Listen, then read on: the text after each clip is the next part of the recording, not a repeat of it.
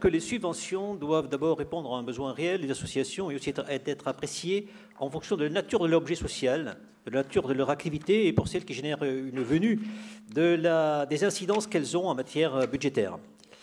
C'est selon moi, au regard de ces éléments, les choses à prendre en compte lorsqu'on attribue des subventions. Pour ce qui est des aides présentes, nous regrettons que les aides aux associations d'aide aux familles de malades, de soutien à ces derniers ou d'informations sur les maladies ne correspondent pas à la demande qui est faite. D'ailleurs raisonnable, à l'exception de l'une d'entre elles pour laquelle nous émettons un avis très réservé. Et cela même au moment où certaines associations bénéficient de centaines de milliers d'euros, voire de structures de plus de 1,5 million. Je cite rapidement ces éléments. Visite des malades aux établissements hospitaliers, demande de 3 250, subvention de 2050. Association des mutilés, 600, retenu 500. Association française de myopathie, 600, retenu 500, etc. On pourrait aller très loin. Toutes les associations ont conduit des réductions qui sont tout de même à la marge. Non, ce n'est pas des réductions. Monsieur Philippot, ce ne sont pas des réductions. Non, alors ce n'est pas des réductions, ça correspond en fait à ne pas prendre la somme qu'elle demande. Lorsque vous avez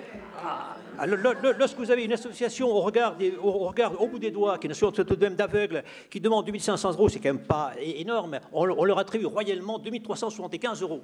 Alors, cette réduction, évidemment, est assez dommage, et toutes les associations sont quasiment au même niveau. Je cite par la dernière, avec l'association Urilco, pour former 4 bénévoles pour la visite des malades, subvention demandée 700 euros, subvention accordée 500. Certes, ces refus se fondent sur le principe de non-augmentation des subventions antérieures, mais le besoin diminue-t-il? Bien évidemment que non, il augmente d'ailleurs à mesure que l'association prend de l'essor. Il aurait été plus opportun de ne pas faire une telle règle générale, appliquée à toutes les associations et par ailleurs indépendante des montants en cause, d'accorder les aides demandées à l'exception de celles relatives au comportement alimentaire, qui est tout de même 8 fois les éléments qui sont demandés, qui sont antérieurs.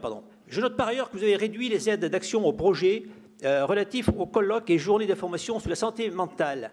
Pas de critique sur cette réduction et je pense qu'il y a assez de laboratoires qui prospèrent en faisant des marges scandaleuses sur le dos de l'assurance maladie et donc des bénéficiaires pour aider de tels projets.